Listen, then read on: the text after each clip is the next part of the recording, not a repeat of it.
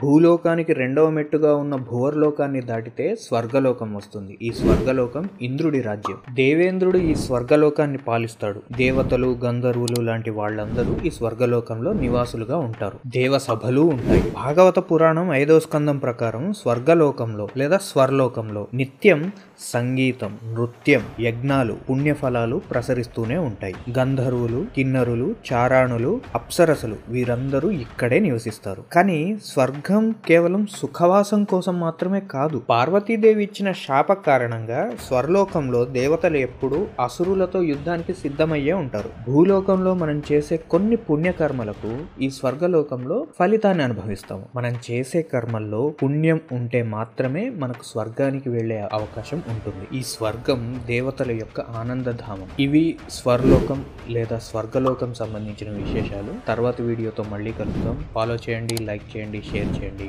Comment చేయండి. స్వరవేదం, సనాతన వేదం.